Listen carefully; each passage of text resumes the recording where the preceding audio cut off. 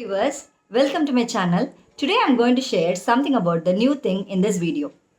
I'm going to explain both in Tamil and English about the usage of used to. Used to அப்படின்னா past habit பற்றி இல்லை past conditions or states பற்றி explain பண்ணுறப்ப நம்ம use பண்ணலாம். எப்படி?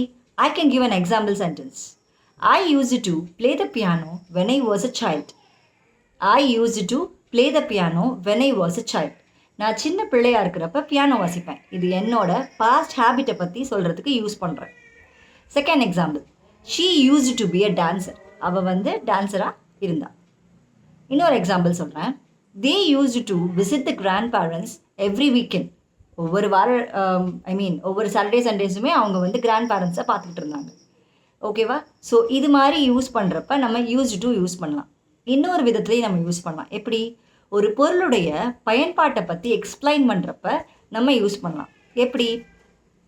wood is used to build the houses. wood is used to build the houses.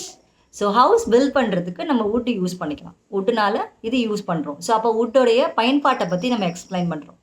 Second example, clay is used to make the pottery. பானை செய்கிறதுக்கு clay உபயோகப்படுத்துகிறோம் இல்லையா? ஸோ clayயோட யூசேஜ். இன்னொரு எக்ஸாம்பிள் சொல்கிறேன். Cotton is used to make the clothes. காட்டனுடைய பயன்பாட்டை நான் சொல்கிறேன். Cotton is used to make the clothes. So இந்த மாதிரி ரெண்டு விதமாக நம்ம யூஸ் டுவை யூஸ் பண்ணுறோம். ஒன்று past habit or conditions or ஸ்டேட்டை பற்றி எக்ஸ்பிளைன் பண்ணுறப்ப யூஸ் பண்ணுறோம். இன்னொன்று ஒரு பொருளுடைய பயன்பாட்டை பற்றி எக்ஸ்பிளைன் பண்ணுறப்ப நம்ம யூஸ் பண்ணுறோம்.